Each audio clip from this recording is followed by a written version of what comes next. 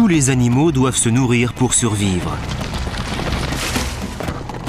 Au fil du temps, la nature a engendré des chasseurs qu'elle a dotés de puissants attributs pour traquer et tuer leurs proies.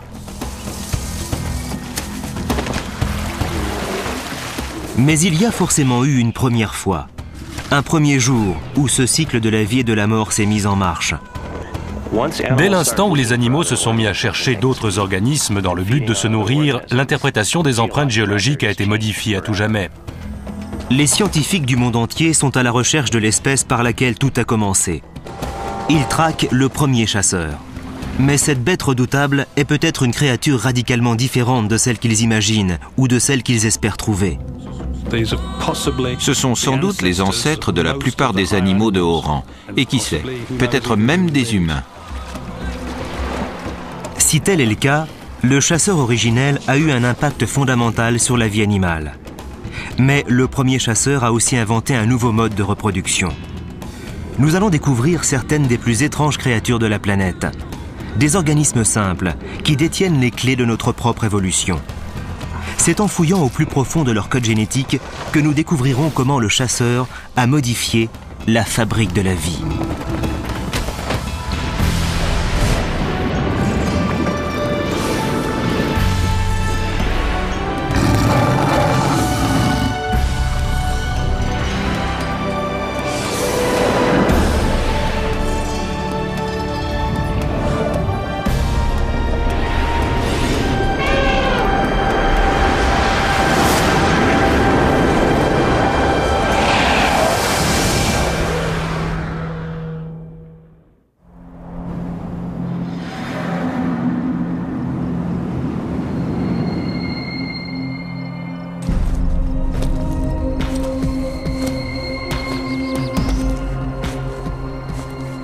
Whitey Agadorn explore les coulisses du passé.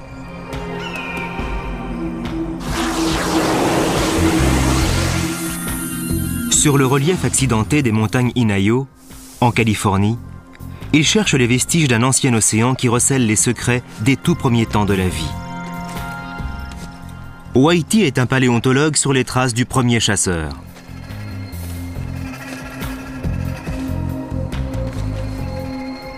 Sa quête n'est pas aisée, car ses lointains ancêtres n'ont pas laissé d'ossements fossilisés. Ils n'avaient pas d'ossature.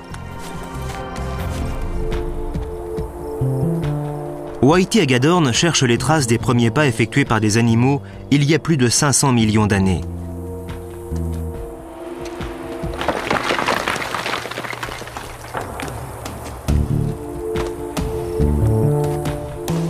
Érodant les couches du temps, la géologie mouvementée de la Californie a fait remonter le passé à la surface et révéler les premiers drames de la vie animale.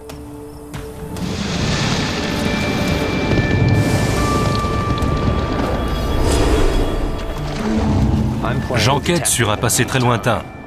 Je m'efforce de découvrir ce qui jonchait le sol marin il y a 540 millions d'années.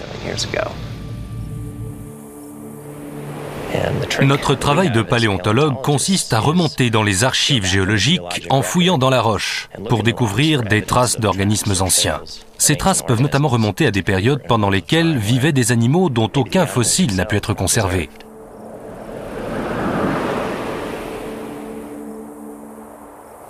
Comment vivaient ces organismes? De quoi se nourrissaient-ils? Quelle taille avaient-ils? Combien étaient-ils? Et que nous apprennent-ils sur le développement de la vie primitive sur Terre?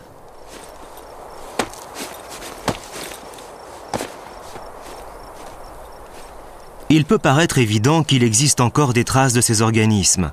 Mais les trouver est une autre affaire si l'on considère que ces organismes ont abondé pendant des millions d'années, fixés au sol des océans.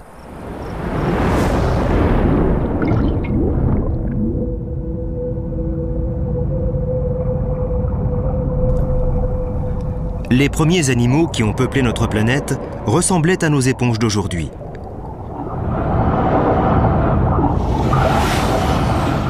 Leurs cellules fonctionnaient à l'unisson, aspirant l'eau pour en filtrer les moindres éléments nutritifs.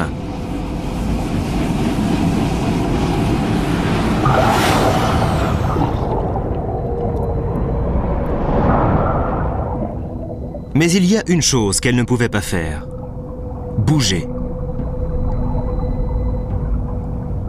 La majorité des animaux vivant à cette époque n'étaient pas d'une grande mobilité. Voici les cnidaires, aux allures de fleurs, capables de s'étirer et de se fléchir.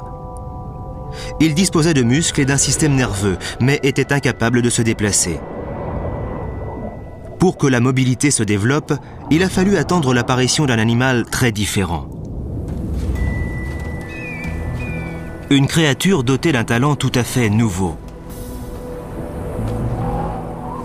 En cherchant à identifier cette créature, Whitey Agador en a trouvé des indices prouvant que la mobilité s'est développée il y a au moins 540 millions d'années. Ces preuves sont irréfutables, mais elles ont été préservées grâce à un heureux concours de circonstances. Un organisme, sans doute un mollusque, devait se déplacer au fond de l'océan, quand une tempête a éclaté, recouvrant toute cette zone d'un fin revêtement de sable. C'est ce qui a contribué à sceller ces traces dans la roche. Le sable qui a recouvert le fond de l'océan a préservé les traces.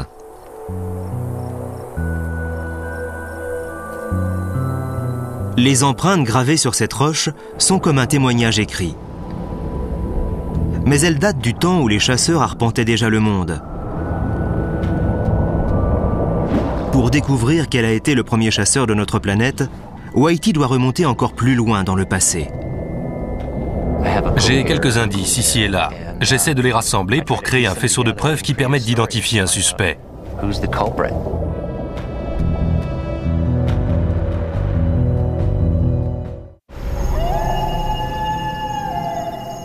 Notre suspect est le premier animal capable de chasser et de détruire.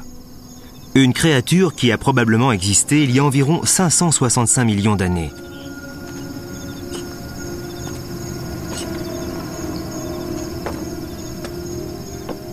Aujourd'hui, de nouveaux indices nous en disent plus sur cette créature. L'animal qui a laissé une telle empreinte sur Terre devait être d'un genre nouveau. Sa trace n'est guère plus épaisse qu'une mèche de cheveux.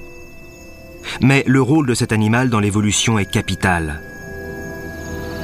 On peut dire qu'il y a 565 millions d'années est intervenue une sorte de révolution dans la constitution du corps animal.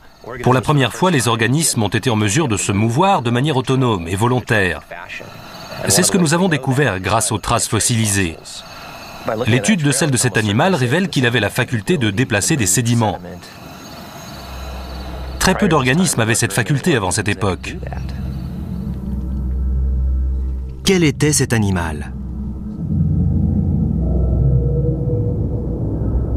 Pour ceux qui savent lire entre ces lignes, ces traces suffisent à dresser le portrait de la créature.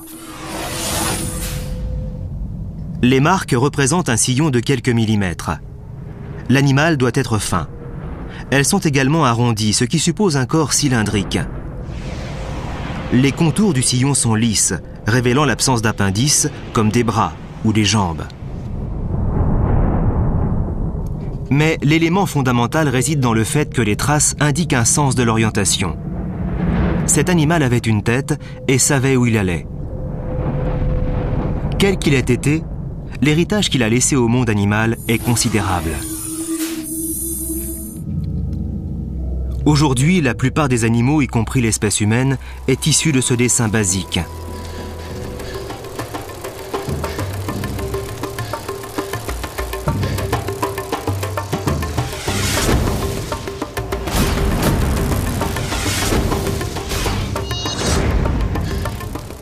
Les animaux sont très mobiles.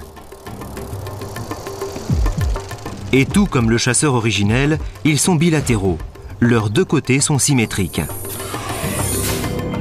Cette symétrie s'applique à tous les gabarits, qu'il s'agisse de la mouche ou de l'éléphant. Les animaux se déplacent dans les éléments, la tête ouvrant la voie.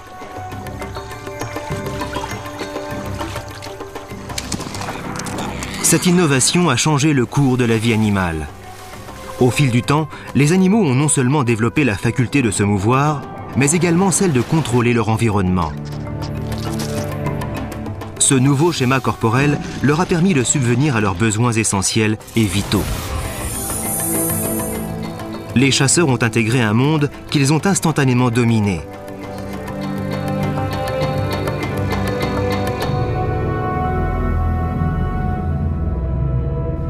Nous ne saurons peut-être jamais qui fut le premier chasseur.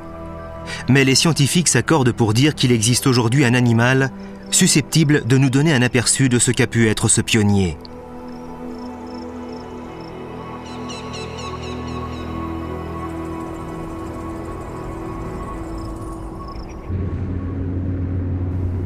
Cet animal est un planaire. C'est une des créatures les plus mystérieuses de notre planète. Mais non loin de la base de notre arbre généalogique, une créature similaire a été la première à se mouvoir intentionnellement pour explorer le monde, pour chasser.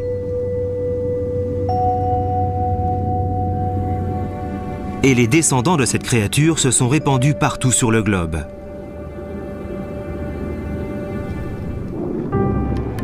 À ce jour, les scientifiques ont répertorié près de 20 000 espèces différentes de planaires. Et ils continuent à en découvrir de nouvelles, qui survivent avec ténacité dans presque n'importe quel environnement.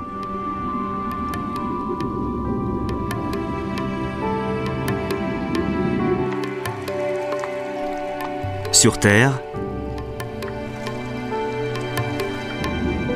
dans les océans, dans les bassins d'eau douce,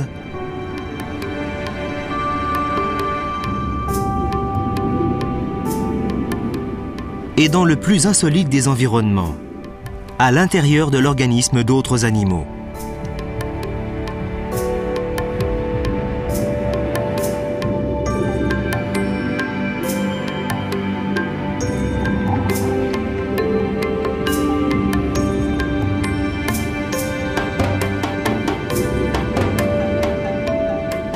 Le développement des chasseurs est une des grandes prouesses de l'évolution.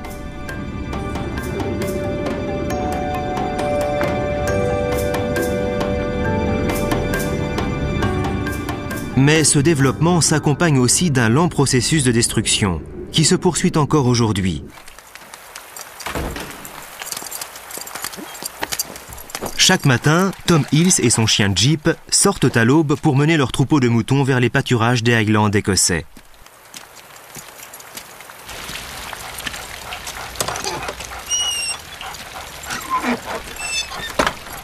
Mais la vie de Tom a changé.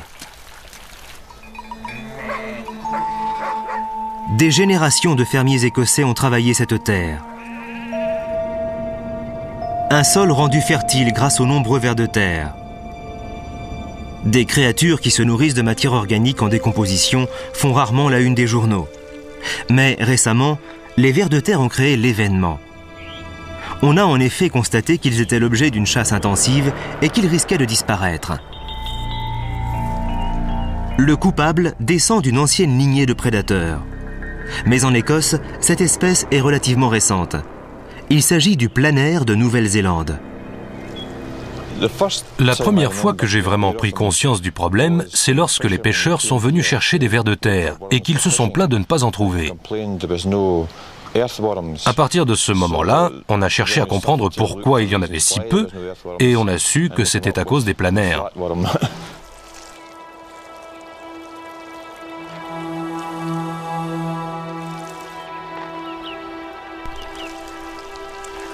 Personne ne sait vraiment comment cette espèce est arrivée en Écosse, mais ce ver a déjà mauvaise réputation. Ce sont des créatures étranges et assez sinistres, à vrai dire. Elles vivent sous la terre et on ne les voit pas. Mais elles dévorent les vers de terre, c'est assez sordide. Ce sont d'horribles petites bêtes. Elles sont grises, plates, généralement recroquevillées sous une pierre. Ce sont de vilaines petites bêtes visqueuses. Je suis content qu'elles ne soient pas plus grosses. Elles sont petites, mais leur réputation va grandissant. Parce que ces prédateurs apparaissent partout dans le Royaume-Uni. C'est une véritable invasion de planaires.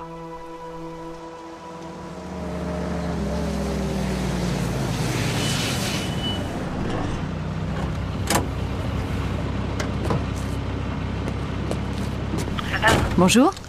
Bonjour, Madame Jeffries? Oui. Hugh Jones à l'appareil. Je vous appelle concernant l'étude sur les planaires. Vous m'avez fait parvenir une lettre au sujet de planaires dans votre jardin. Oui, c'est exact. Je vous appelle pour vérifier la véracité de votre découverte.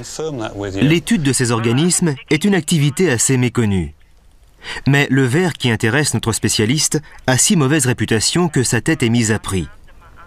Son arrivée sur le sol britannique a donné au biologiste Hugh Jones énormément de travail.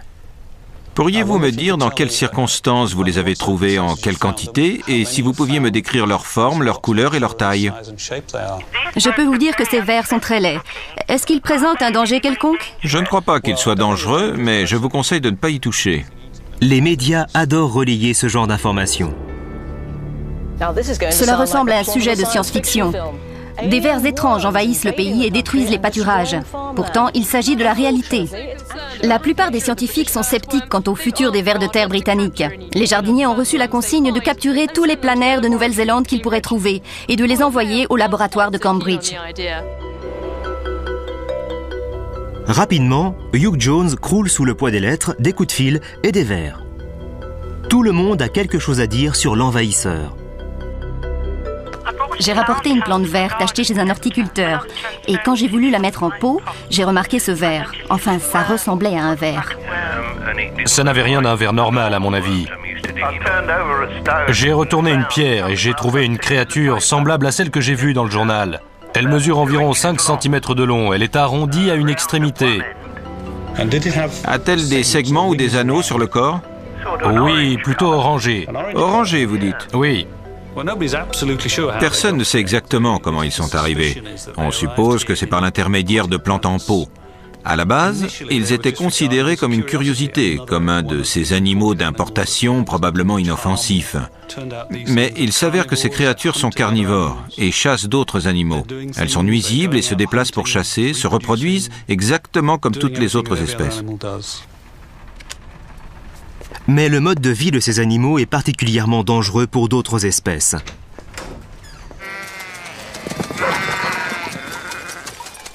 Tom Hills sait de quoi ils sont capables. Les vers de terre contribuent à aérer et à drainer ces pâturages. À présent, des hectares de terre sont détrempés. Les choses se sont tellement dégradées qu'ils redoutent même une seconde invasion. Cette fois-ci, il s'agit d'un convoi de scientifiques. Mais l'équipe de chercheurs emmenée par Hugh Jones n'est là que pour mesurer l'étendue des dégâts causés par les planaires. Ils ne sont pas venus auxir les tueurs. Ce qui d'ailleurs est presque impossible.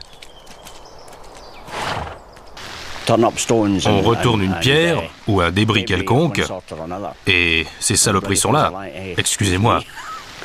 Et ces créatures sont cachées en dessous. Alors on essaye de les détruire. Comment les tuer? J'en ai aucune idée. Parce qu'on les trouve sous les pierres et les rochers et elles sont si plates. On a beau marcher dessus, les piétiner, ça ne change rien. Elles ne bronchent pas. Comment faire? Les pulvériser. Les pulvériser à coups de pierre. Les réduire en bouillie. C'est le meilleur moyen? Je ne sais pas, mais c'est comme ça qu'on fait. Les scientifiques, eux, préfèrent analyser des échantillons de terrain à l'aide d'étranges boîtes carrées. Je vais faire 25 pas en direction de la maison. Et Giulio, si tu pouvais en faire autant dans cette direction. C'est clair pour tout le monde? Bien. Merci. Allons-y. Une bataille se livre juste sous nos pieds. Les planaires aiment la terre mouillée et les conditions humides. Et ici, dans l'ouest de l'Écosse, la forte humidité correspond parfaitement aux planaires. Du coup, ils sont très abondants dans cette région.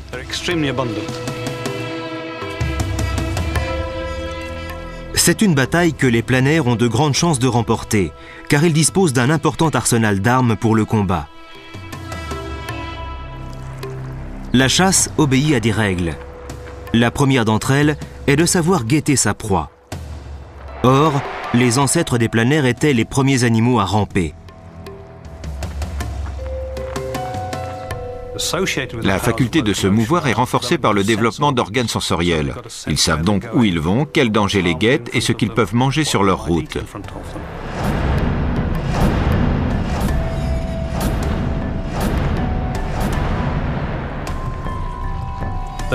Ils disposent d'analyseurs chimiques qui leur permettent de goûter, d'identifier et de suivre les traces de leur proie.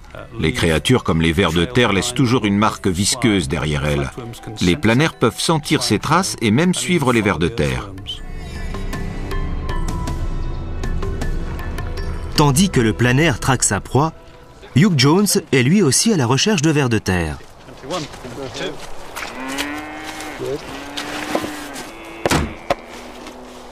Il utilise une solution à base de moutarde pour faire sortir le ver de la terre.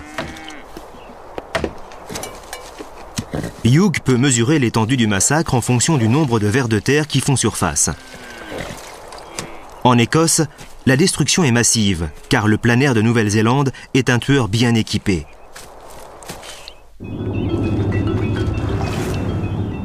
Plus connu, le planaire d'eau douce donne un parfait aperçu du fonctionnement subtil de ces armes mortelles.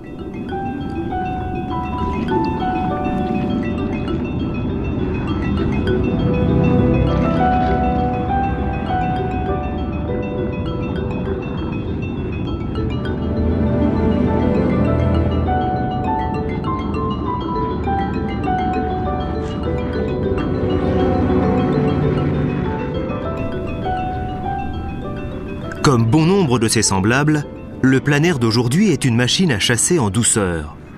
Mais c'était déjà le cas de ses ancêtres. Et cela vivait il y a déjà 500 millions d'années.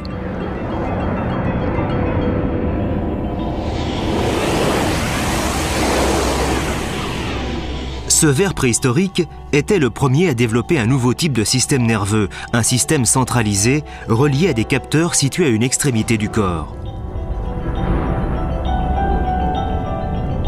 Cet animal était le premier à disposer d'une tête dans laquelle se trouvait le premier cerveau.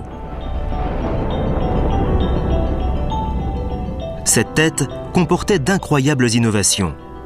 Et parmi celles-ci, une paire d'yeux. Des yeux capables de percevoir aussi bien l'intensité de la lumière que la provenance de cette dernière.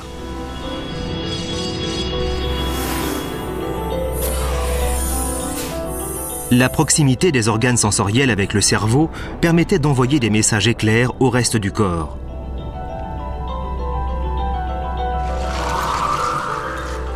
Ces signaux permettaient de déclencher l'action de muscles robustes qui couraient tout le long du corps.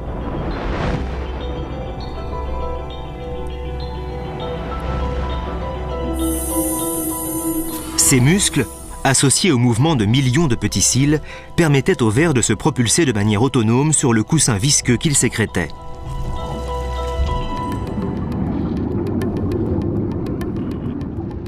Ce ver était en contact direct avec le monde.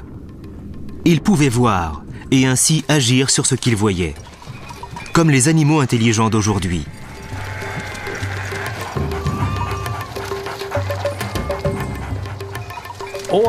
Tous les animaux doivent trouver de la nourriture. C'est le nerf de la guerre. Leur seul but est de se nourrir. C'est pourquoi ils doivent prendre des décisions. Ne serait-ce que pour aller quelque part, il leur faut avant tout décider de bouger. Ils doivent donc avoir un système nerveux développé, ce qu'on pourrait appeler un cerveau. Il existe aussi une concentration de cellules vers l'avant du corps, grâce à laquelle ils sont en mesure de mettre en marche l'équivalent d'un processus de décision.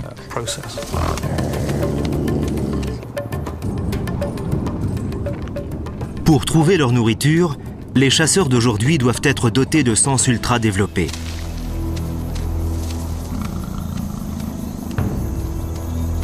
C'est le cas du léopard, dont la vue lui permet de tendre une embuscade meurtrière même dans l'obscurité.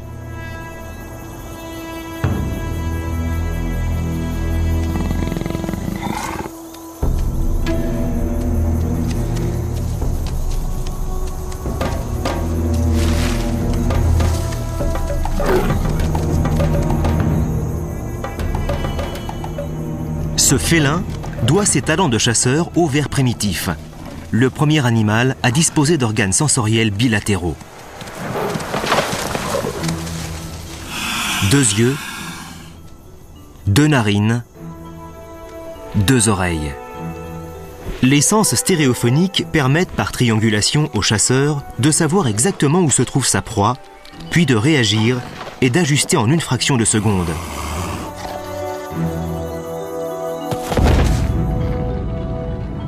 C'est un des prodiges de l'évolution. Sans ce pas essentiel, qui sait dans quelle direction le monde animal aurait évolué? Nous serions encore des éponges et des coraux, je présume. Les chasseurs d'aujourd'hui ont développé des méthodes ingénieuses pour capturer leur proie. Mais la première action de chasse véritable aurait-elle commencé avec le ver primitif? Toujours est-il que l'observation du plein air contemporain en pleine chasse est un moment saisissant.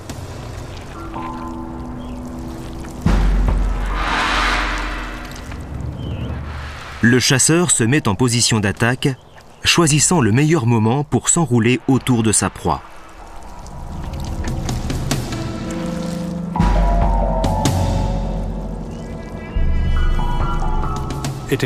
En général, les vers se tortillent assez violemment et les plus grands peuvent même échapper aux premières attaques du plein air. Mais les vers de terre, les plus petits, sont pour ainsi dire presque condamnés dès qu'ils ont été saisis.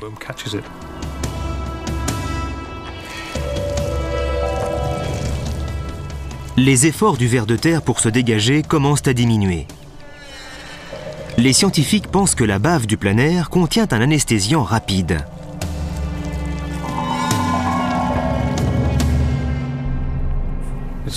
Il rampe le long du ver de terre comme pour l'envelopper. Les mandibules du plein air sortent alors de son corps et viennent s'enrouler autour de sa proie.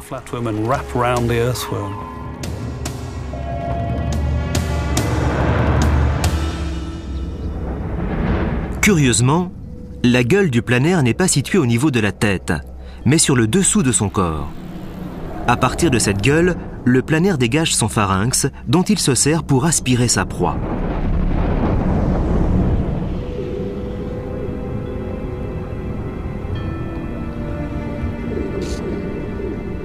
Tandis que ce plein air enveloppe sa proie, son pharynx entre en action.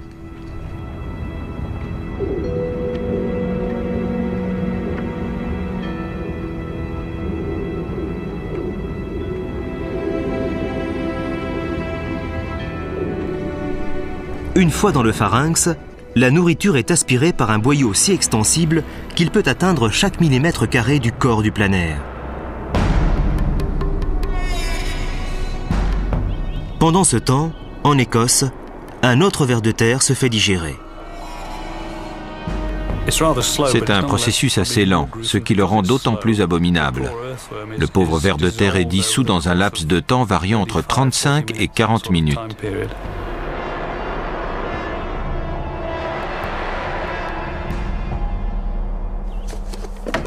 Ce que les fermiers locaux semblaient redouter a été confirmé par les scientifiques. Quelques dizaines de plein air sévissant dans un champ peuvent tuer plus d'1 millier de vers de terre en une seule année.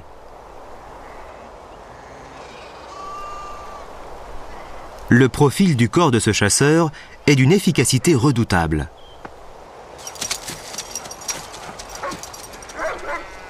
En fait, il a permis au plein air d'occuper les endroits les plus insolites.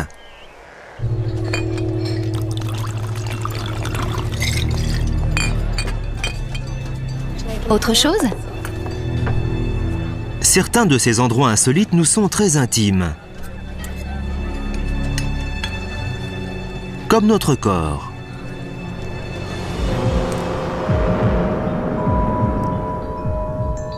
Il leur a fallu des millions d'années pour s'adapter, mais désormais de nombreux plein air sont des parasites. Aucun parasite n'a bonne réputation. Mais considérons-les comme des organismes biologiques en disgrâce. Ils investissent des créatures des centaines de fois plus grandes qu'eux et les transforment en fournisseurs de nourriture.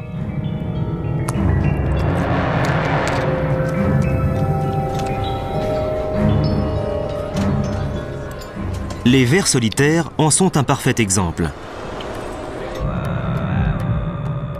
Une fois dans l'intestin humain, un ténia peut atteindre plus d'une dizaine de mètres de long. Les facultés d'adaptation de ces parasites sont incroyables, même si ce ne sont pas de très jolies créatures.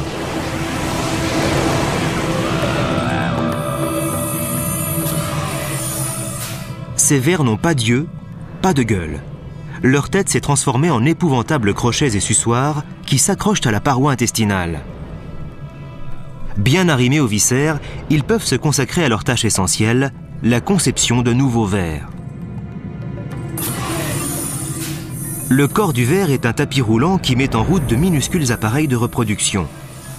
Chacun de ces appareils produit des œufs et du sperme, générant d'énormes quantités de progéniture.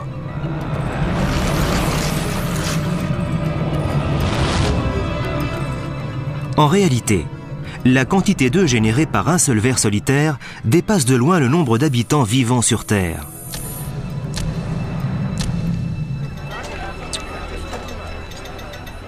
Peu de ces embryons peuvent survivre en dehors du corps parasité, mais ceux qui y parviennent ont plein d'endroits où se réfugier. Les planaires. Ce ne sont pas de belles créatures, mais il faut leur reconnaître une étonnante capacité à évoluer et à proliférer. L'être humain lui aussi est amené à proliférer, mais aucun de nous ne peut se reproduire seul. C'est la raison pour laquelle le chasseur humain contemporain s'aventure parfois dans ce genre d'environnement. Notre comportement sexuel doit beaucoup au chasseur primitif, qui a mis au point sa technique il y a déjà plus de 500 millions d'années. Comme nous, les planaires ont aussi leur méthode extravagante pour attirer un partenaire.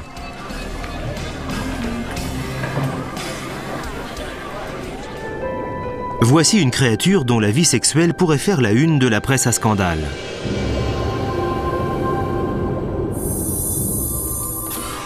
Les planaires sont hermaphrodites. Ils disposent à la fois d'organes sexuels mâles et femelles. Le premier chasseur était également le premier animal disposant d'un système interne permettant d'acheminer le sperme jusqu'aux œufs.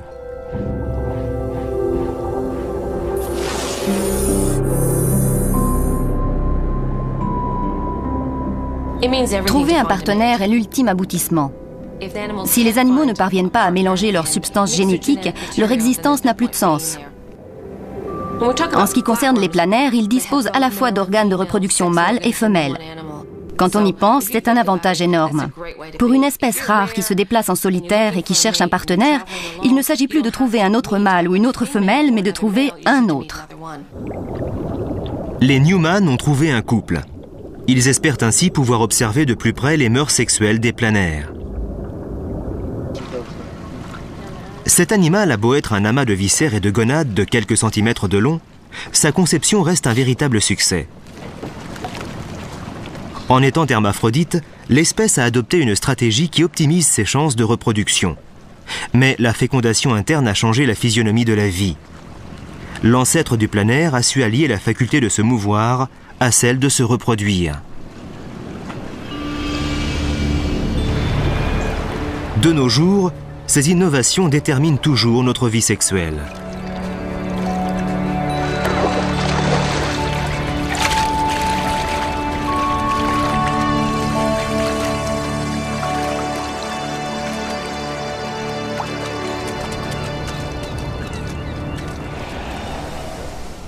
Leslie Newman et ses collaborateurs ont élaboré une cuve spéciale pour filmer le comportement des planaires lors de la reproduction. Ça tourne. D'accord, je mets l'autre dans le bassin. Ils nagent tous les deux. Sortez les mains de l'eau. Une seconde. Attention, c'est parti.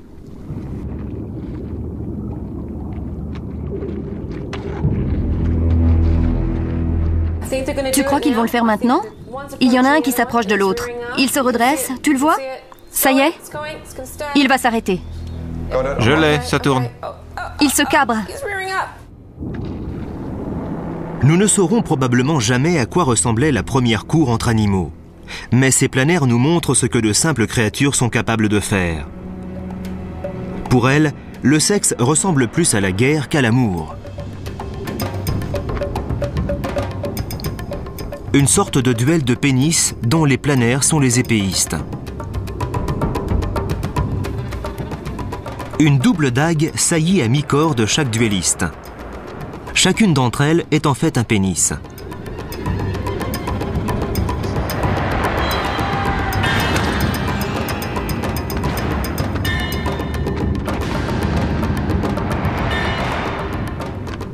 Le premier des deux qui parvient à surprendre l'autre peut lâcher son sperme.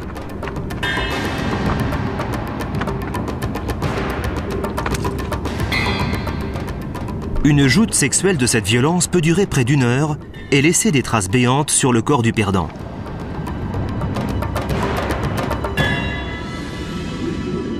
Le sperme peut être injecté n'importe où sur le corps, d'où il est ensuite absorbé. Le planaire battu doit alors accepter le fardeau maternel, s'engageant à mettre bas sa progéniture. Peu de temps après, la mère désignée donne naissance et se prépare pour un prochain duel brutal de pénis.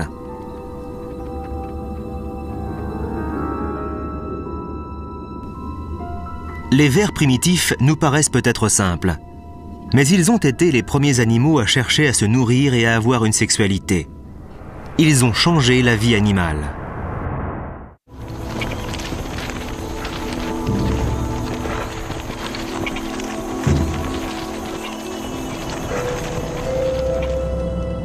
Plus d'1 demi-milliard d'années d'évolution séparent ces animaux contemporains des premiers vers. Pourtant, les bêtes les plus puissantes sont toujours conçues d'après le même schéma, bilatéral avec une tête et une queue, et des sens sophistiqués qui fonctionnent en stéréo, commandés par un cerveau. Les vers sont les premiers animaux qui ont été élaborés d'après ce plan. Et les humains n'échappent pas à la règle. La réalité est peut-être dure à admettre, mais les planaires et les humains ont de nombreux points communs. Lors de la croissance, les cellules du corps humain savent où, quand et comment se développer. Et tout cela parce qu'un ver a le premier su organiser différentes informations génétiques dans le but de façonner ce nouveau type de corps. L'évolution du corps humain a été un long processus. Mais le mécanisme génétique qui en est responsable demeure toujours un des grands mystères de la vie. Le généticien Matt Scott poursuit un rêve, celui de trouver quelle part du passé nous habite encore aujourd'hui. À quelques exceptions près, toutes nos cellules disposent d'une complète séquence génétique.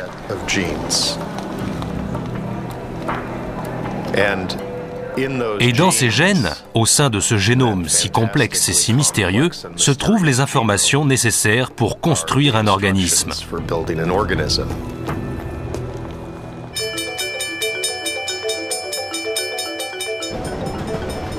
Récemment, des chercheurs ont identifié un groupe de gènes qui fonctionnent comme des signaux, montrant le chemin. Lorsque ces signaux sont allumés, les autres gènes peuvent suivre le plan de construction de l'organisme entier. Un schéma qui va de la tête aux pieds.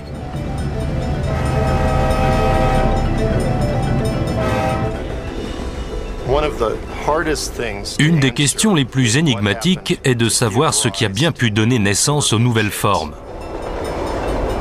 C'est le rêve absolu de nombreux biologistes que de savoir comment ces gènes ont procédé pour élaborer ces modèles.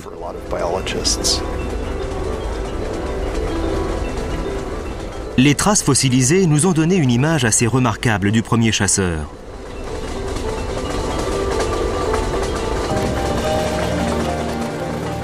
Les informations génétiques nous révèlent désormais dans quelle proportion les êtres humains descendent de ce chasseur originel.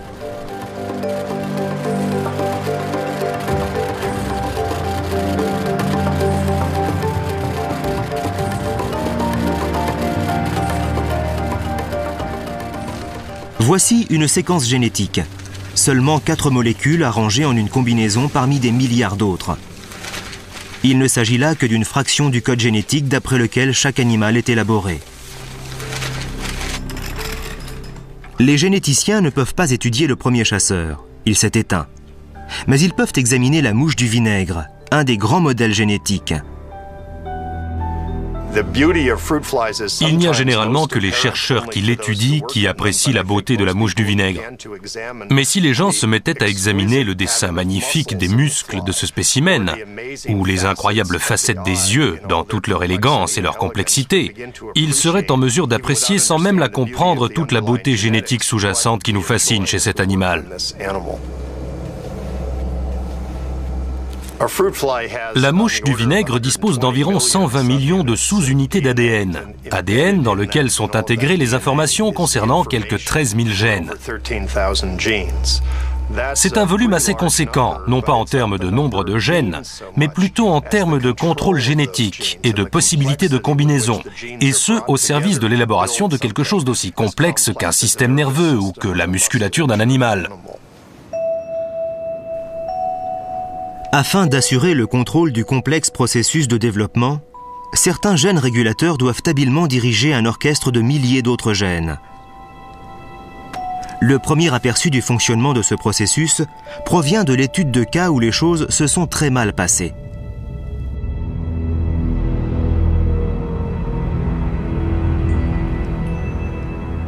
Pendant longtemps, les scientifiques sont restés perplexes devant des corps qui disposaient de trop de doigts, ou pas assez. Ces mutations étaient considérées comme des mystères, comme des tragédies inexplicables.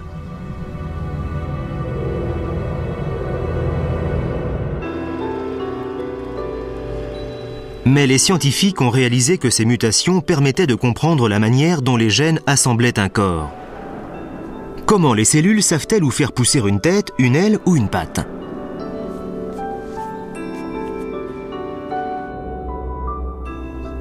Cette patte a l'air tout à fait normale, si ce n'est qu'elle sort de la tête de la mouche, juste à côté de l'œil que vous apercevez.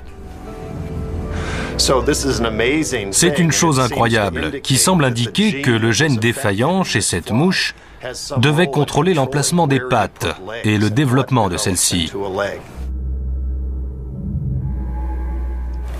Voici un embryon où nous apercevons un gène qui est actif, là où vous distinguez la partie marron, et inactif ailleurs. L'ensemble forme un motif rayé. Ces gènes OX, qui sont différents de ces segments qui les poussent à effectuer des opérations précises, vont obliger certains autres gènes à donner des segments qui produiront une aile ou une patte ou encore certaines structures sensorielles. Les gènes OX agissent comme des signaux qui indiquent aux cellules de la mouche quand, où et comment se développer. Les gènes OX n'existent pas seulement chez la mouche. Le même ensemble de gènes OX a suivi les voies de l'évolution depuis le ver ancestral jusqu'à tous ses descendants. Une des plus fascinantes découvertes de ces dernières décennies dans le domaine de la biologie du développement et de la génétique est la reconnaissance du postulat selon lequel des gènes similaires donnent des structures similaires chez des organismes très différents. Tous les animaux proviennent d'un œuf. Et le développement de toutes les espèces est guidé par les mêmes gènes.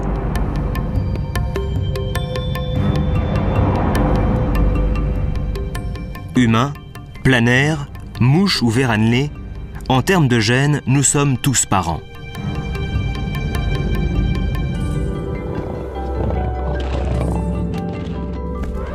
Les animaux sont devenus très différents les uns des autres, et pourtant nous avons la preuve de leurs affinités génétiques, qui nous informent qu'ils sont en partie construits d'après les mêmes gènes, et qu'il a donc dû exister un ancêtre qui disposait déjà de ces gènes. La grande question est de savoir à quoi ressemblait cet ancêtre.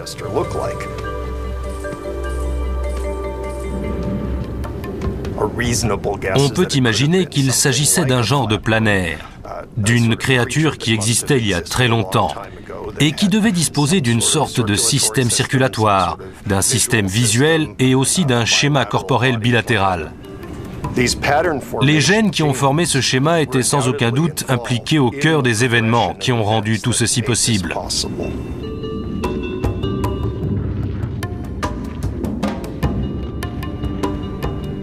Nous ne verrons jamais l'animal en chair et en os, celui qui a ouvert ce sentier il y a 565 millions d'années. Mais l'étude de la génétique animale nous a permis de nous rapprocher de ce pionnier.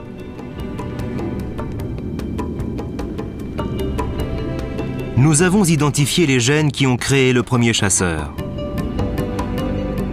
Ces gènes ont fabriqué un animal qui pouvait arpenter le monde, qui pouvait chasser et rechercher un partenaire pour s'accoupler. Ces gènes ont en outre permis à la vie d'inventer de nouveaux schémas corporels pour le reste du règne animal, et ce tout au long des derniers 500 millions d'années. Ces gènes ont conçu un monde de grâce, mais aussi de terreur.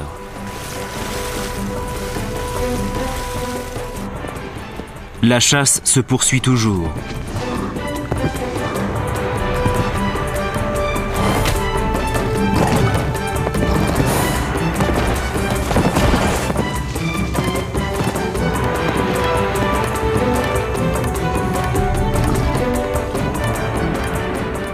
Et tout a commencé il y a une éternité, avec l'apparition d'un corps d'un genre nouveau, un corps qui a arpenté le monde et l'a conquis. Les traces laissées par ces vers primitifs marquent le début d'un nouveau monde animal.